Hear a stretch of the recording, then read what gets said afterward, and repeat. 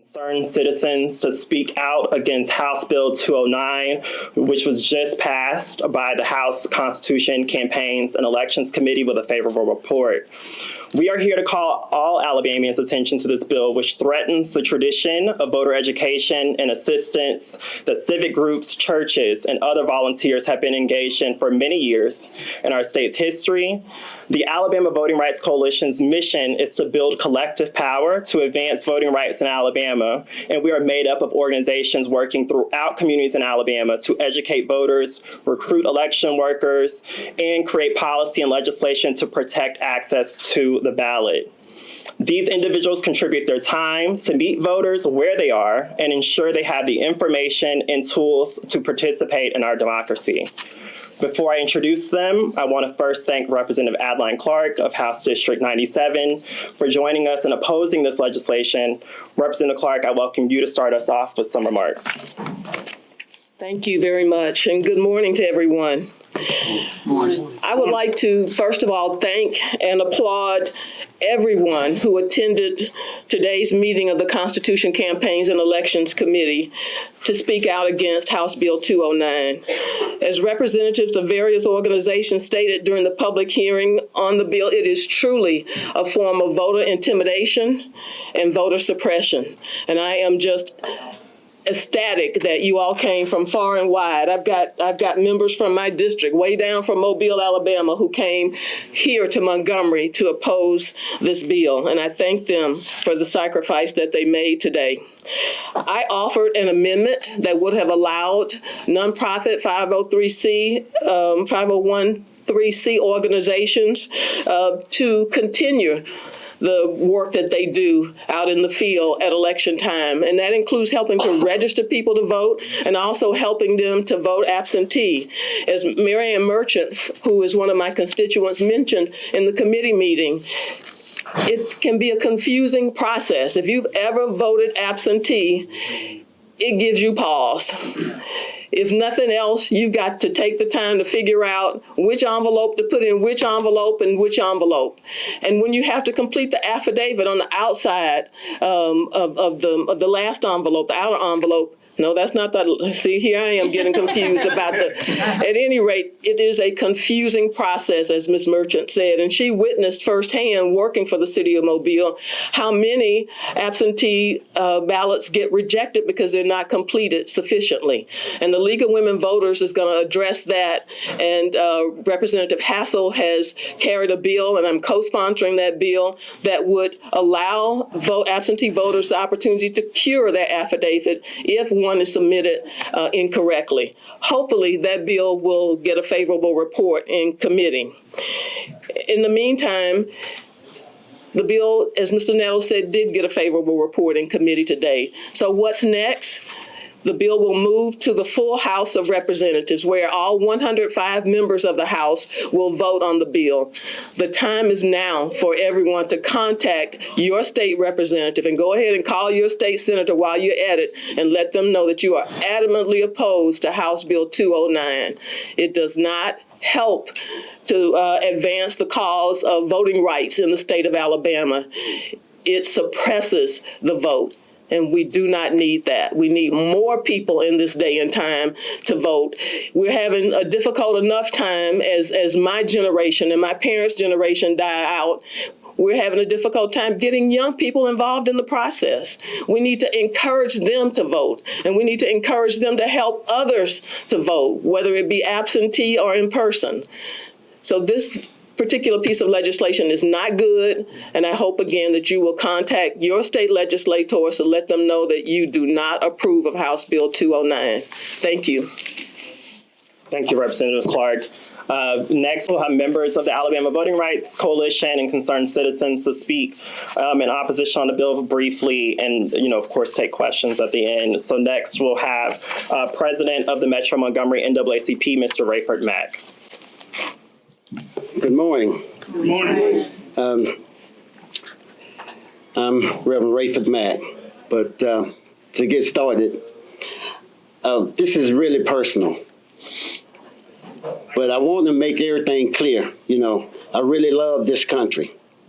I love the fact that I'm an American citizen, While serving in the Navy, it gave me a great opportunity to see the world. I traveled to Spain, France, Portugal, Denmark, England, Saudi Arabia, Africa. And I'm telling you all this to let you know, even with all of the problems in America, this still is the greatest country in the world. But today I want to talk with you about pushback. Even though our governor and some of our state legislatures and local elected officials deny that structural systemic racism is an issue in our country and state, the United States still is the greatest democracy in the world.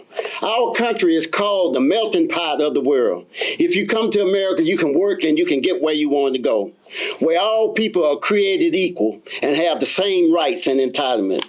The problem is, though, or inconsistency is that America is that some people want the democracy. They don't want a multiracial democracy. Some people have become fearful of not having control of all levels of government with the changing of the demographics in our country. America has a pushback problem. Some Americans pushed back when Negroes were given freedom. Some Americans pushed back so hard they fought a civil war to hold on to prevent somebody from having God's inalienable rights. Every time America attempts to live up to our creed and true calling to create a multiracial democracy, we have a faction that truly believe America is only for a certain group of people. When the Negroes and other minorities began to participate in the political process in America, the Reconstruction period after the Civil War was short-lived. The pushback came in the form of the Ku Klux Klan. They used tactics and terror, intimidation to suppress and deny the right to vote. The KKK pushed back most of the advancements that were gained by Negroes after the Civil War. The Civil Rights Acts of 1964, the Voting Rights of 1965. A segment of America has always pushed back. We have factions in our country who truly dedicated to denying us our inalienable rights. For instance, the case of Shelby versus Holder. Our own U.S. Supreme Court pushed back against us. In the High Court decision, they wrote that it's unfair to target certain states.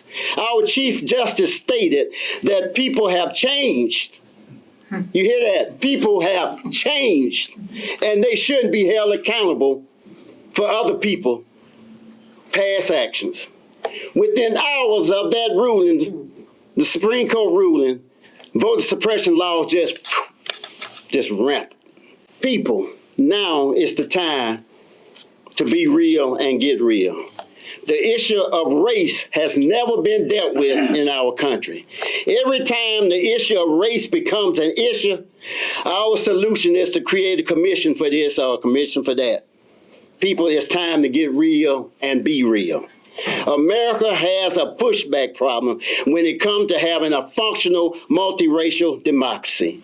A section of America has not gotten over or forgotten the fact that the people elected an African American to the office of president.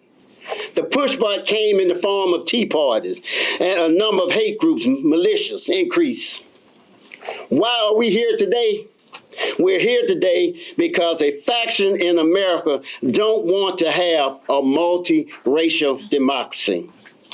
We are here today because a faction in America don't want to have a multiracial democracy. Because 400 years later, we are still fighting for voting rights.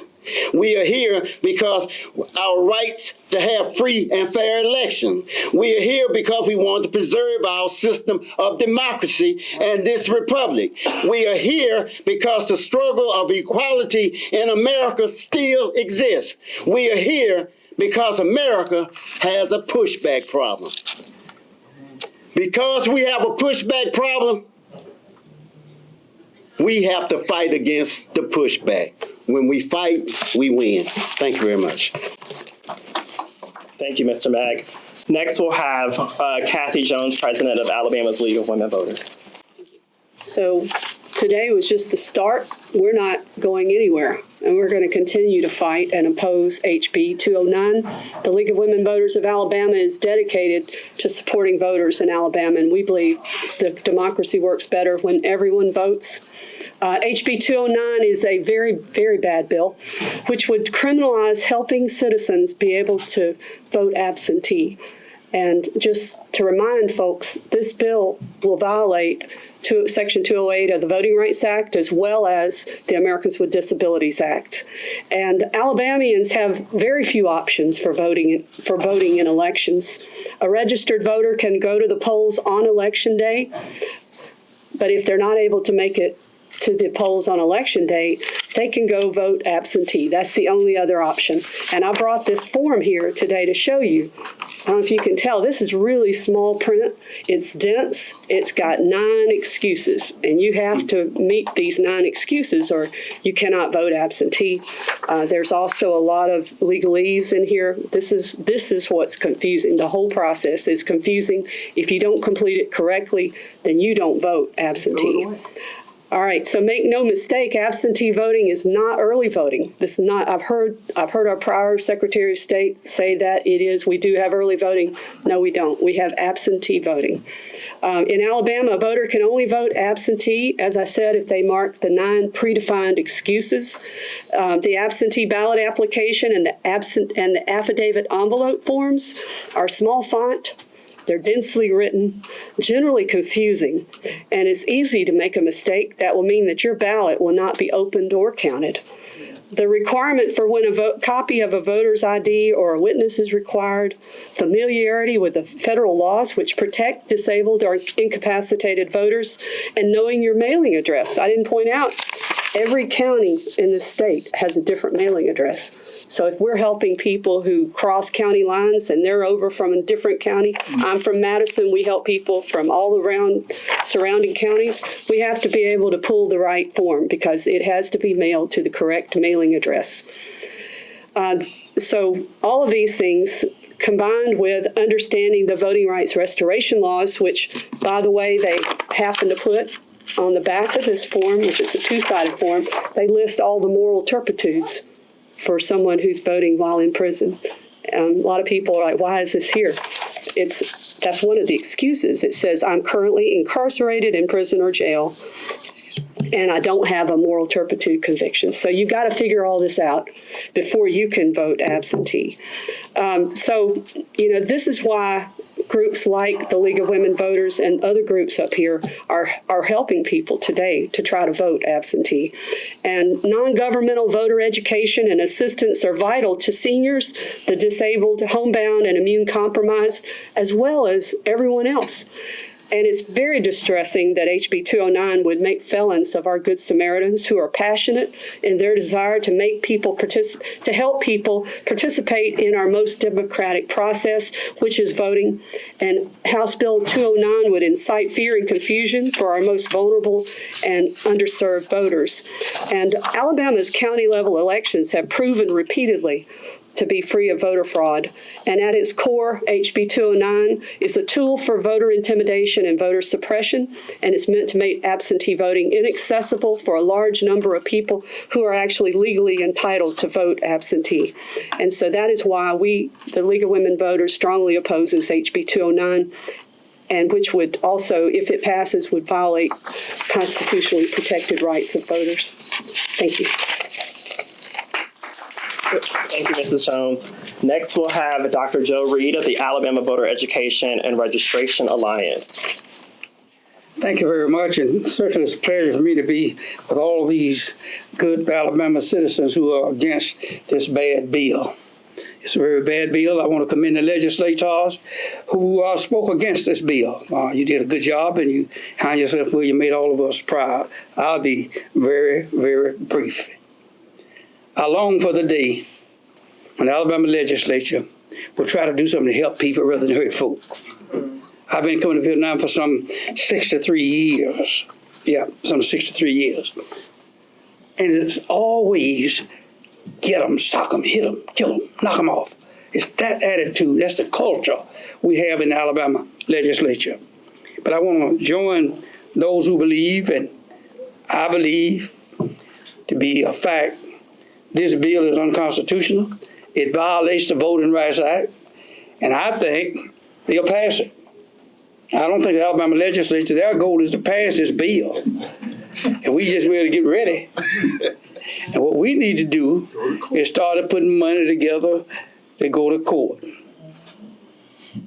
When I worked for the Alabama Education Association, I had a rule. I get up every morning looking for somebody to sue. And let's all join hands together and be prepared to fight this bill in court. I think the gentleman from Dothan, I know a lot of good testimony, but I was struck by the fact that the veteran said how much it would cost him to get a ride just to cast his ballot. As a veteran, I'm a veteran too, and it struck me, and I say he did a good job on that. But let's get ready. Let's get ready to go to court. They will pass this bill because that's the attitude, that's the culture, and that's the commitment they've already made. And your legislators who are against it, just keep voting no. Keep voting no. But what we need to do is sue. Thank you, Dr. Reed. Next, we will have Commissioner Sheila Tyson of Jefferson County District 2. Commissioner. Thank you so much for allowing me to speak. I am here representing Jefferson County District 2, my constituents. They are very concerned about this bill. Number one, you would put something on the absentee ballot giving people that's incarcerated a right to vote that does not have a moral turpitude charge, but then you would turn around and pass a law to prevent them from even voting. Only in Alabama that you will ever see something so foolish. It's an insult to the taxpayers. We pay taxes. It's our right to vote. But they are taking every right, chipping away at it, chipping, to where we will not have anything left in any other means for us to represent ourselves here at the Capitol.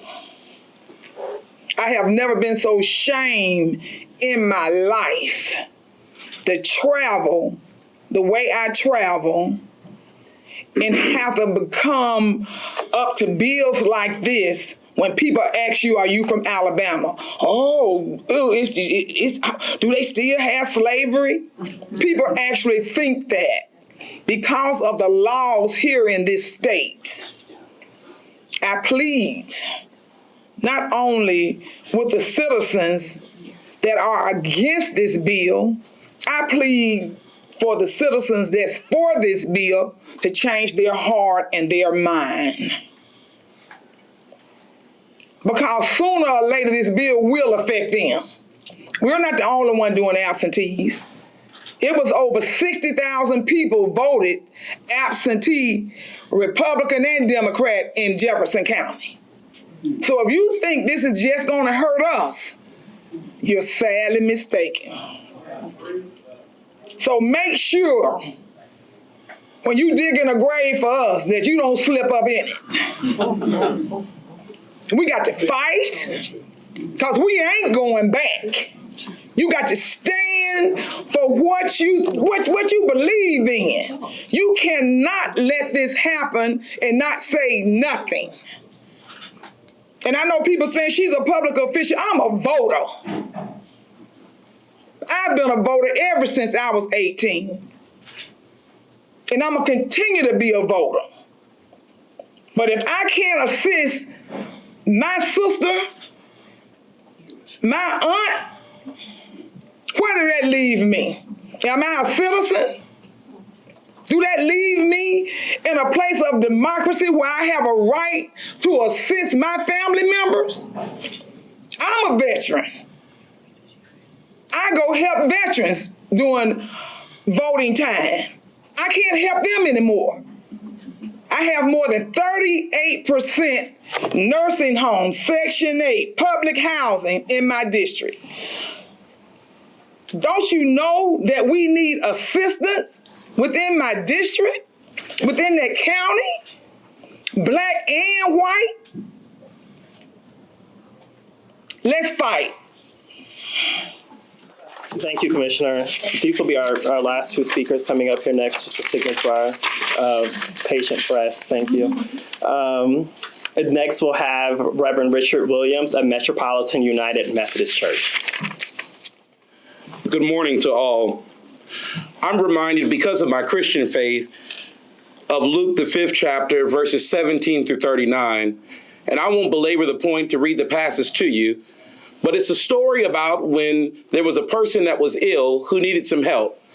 And they took the man to the roof, and they opened the roof for the man so they could meet Jesus. An example of our work to be called to help our neighbor. HB209 defines and says that I cannot help my brother or sister, and even makes note that I must have a relative or be a bloodline to the individual.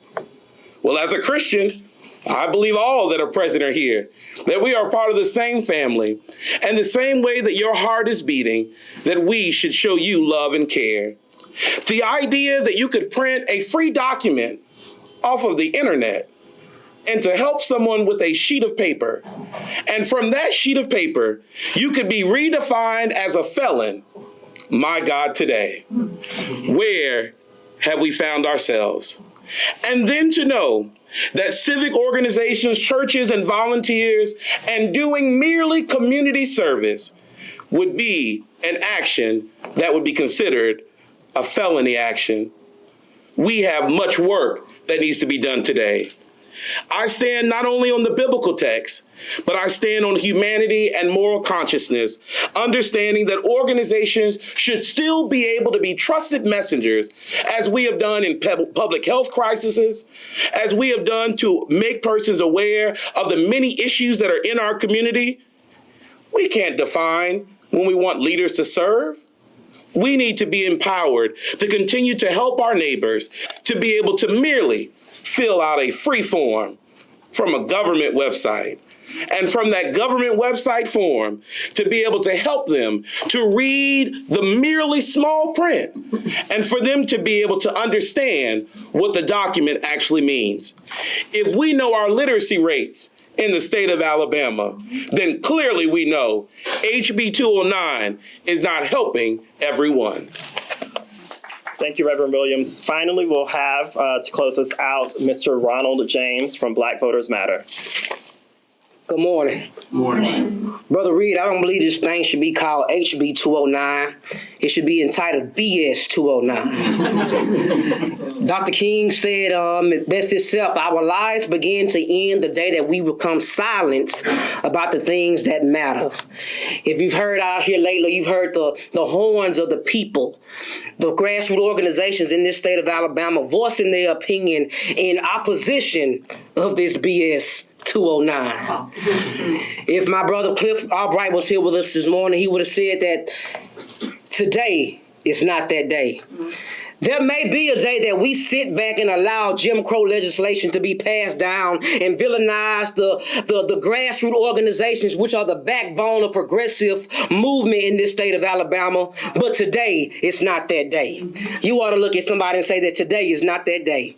There may be a day that comes that we idly sit back and allow the people of this state to continue to suffer, to be oppressed, to hold back their opinions and have access denied from them being granted to access to the ballot. But today is not that day. I'm talking to the people of Alabama who's sitting at home, that may be watching this in your televisions, seeing it on your phones, who's maybe hearing it over your sound waves. I'm telling you that today is not that day, Alabama.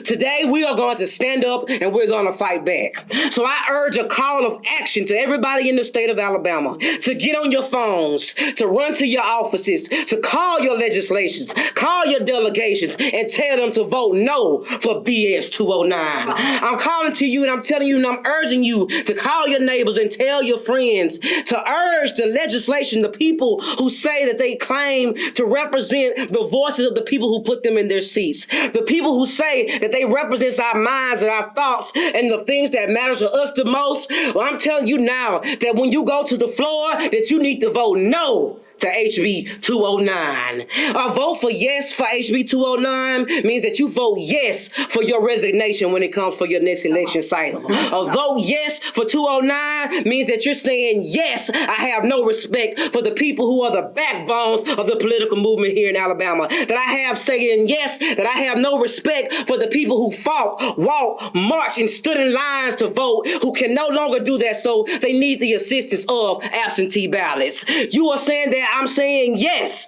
that when it comes to the next election cycle, that I will see the biggest movement, the biggest mobilization, the biggest organizing of people who will remove me from my seat because I no longer represent what I said that I represent for these people. Today is not that day. God bless you. Vote no for 209 because it's not right. It's not constitutional. And as Brother Reed said, we're ready to fight. We're ready to take it all the way to the Supreme Court once again to voice our opinions here in the state of Alabama. God bless you guys and good morning. Well, you heard it here first. Today is not that day. So while House Bill 209 has fortunately been given a favorable report today, you will be certainly hearing more from all of us as this bill progresses. We want to thank you all for your attendance today. And if you have any follow-up questions, we can take those now. Also, I'm sure a number of our guests here will be happy to take individual interviews with any of our members of the press. Maddie. So there was an amendment added to provide affirmative defense for those who do receive assistance filling out their ballot, who can physically do it themselves. Why do you guys not accept that suggestion? I'll allow other folks to speak on this as well if they would like to. But what I think I'll just say about that exception is it's not really an exception at all. What it tells us is that we have to then allow for prosecutors to contemplate if they then want to, in fact, bring still criminal charges, felony charges against folks like those who are standing here today, who are, again, as I said in my opening remarks, meeting the voters where they are. They are doing the work to get out, to educate voters, to ensure that they have the information and tools in hand that they need to vote. We would like to be certainly seeing more of that action and activity from our elected officials, from those who are tasked with that in their government agencies. But these folks are filling in the gap and doing the work, and to pose that they would face any criminal penalty at all, rather than killing this bill as it absolutely should be, is still honestly offensive. I think I can speak for us all when I say that. Yes. You still will be charged. Yes. It's not stopping you from being charged. You can still be charged with a felon where people are being murdered, are being charged with that charge. But then you're gonna try to put me in jail with murderers because I helped someone fill out an absentee ballot. You know, that's garbage. Can someone summarize the purpose of this bill? HB. Put us in jail. What does legislators propose to benefit the vote? That's for the legislature. I think to his question, we would like to hear from the sponsor to better understand. I mean, I know we just heard in the committee, but I don't feel any clear. Let's hear some Clark. Well, she's supposed to. You know what the bill does. Well, this bill is really designed the speaker stated so eloquently during the public hearing. They said it was to prevent ballot harvesting was their two words. It says, no, that was their not even an issue in Alabama. We have very few instances of voter fraud in the state of Alabama. This is a very live press conference. Any other questions, press? I think it was only one. Yes, sir. So we've seen, like in Florida, instance where the voting laws have been changed, cause confusion, and police go to the houses of these people to arrest them. So could this bill endanger specifically people with disabilities? Not only for the disabled community, but to everyone. But as it stands now, what I saw earlier today, they don't care. It's all about getting the agenda across. And it's looking over the disabled community, the elderly, and anyone else who wants the opportunity to cast an independent vote during the time of the elections. So yes, definitely, it will affect the disabled community tremendously. Thank you. You know, we've been really looking into understanding the barriers to voting for people with disabilities. And if you look under the CDC statistics, 1 in 3 Alabamians is considered disabled. So this is This affects over 18, adults over 18. 1 in 3 Alabamians over 18 is disabled. So, you look at the number of people, this is not a partisan issue. This is basically a human rights issue. Any other questions? I would just like to ask the representatives who are opposed to this, have we tried to appeal to the human decency of the proponents of this? I mean, can you tell them, look at these people? Can you appeal to them? I know they're rigid in that, but it seems to me that somewhere in Alabama, and you talked about 63 years, that we can get some decency and people with conscience to say, this is wrong. What about the 32 new representatives we got down here? Call them. I done emailed them too. People, the die is cast. Those folks have gotten together. Their minds are made up. They're determined to undermine our vote, split it, dilute it any way they can. All they got to do is meet with the Attorney General and anybody else and read Section 2 of the Voting Rights Act. They'll know that this bill is going to harm the voters and violate the Voting Rights Act. These folks don't have more conscience. No. We're going to have conscience. Where is it? They lost it. All of this bad stuff they're passing down here, it's been that way. I promise you, I've been coming here for 63 years, witnessing it. And you do the same stuff over and over again. There will be a few, but not a majority. They've already planned it. It's on. What we got to do is lock our hands together and fight and thank these legislators who voted against it. To answer your question, sir, leading up to the statewide 2022 election, I was incensed when former Secretary of State Merrill released a statement saying that if anybody touched a voter's absentee ballot, that it would be a violation and that they could go to jail. That I just thought that was so unfair. I have 5 or 6 senior apartment complexes in my district, and I get calls from these voters asking for help. I refer them to the League of Women Voters. I refer them to the NAACP. And to tell you the honest to goodness truth, I have gone personally to help some of these individuals who feel so strongly about exercising their right to vote. And so I introduced a bill. I think it is House Bill 100. I'd have to look back to see the number. Is that correct? I thought the solution to the problem was to introduce legislation that would allow absentee voters to designate a person of their choice to assist them with their absentee voting. I think that's a simple enough solution. But instead, House Bill 209 was introduced. It was in the making all along. My House Bill 100 is dead on arrival, unfortunately, although I see it as a perfect solution to this problem. We try. Thank you, Representative Clark. Thank you all for attending today. Thank you, press, for your questions and just being here. And of course, thank you to you concerned citizens who showed up today to express yourselves and speak to your lawmakers. And we'll see you again soon. Thank you all. Thank you all.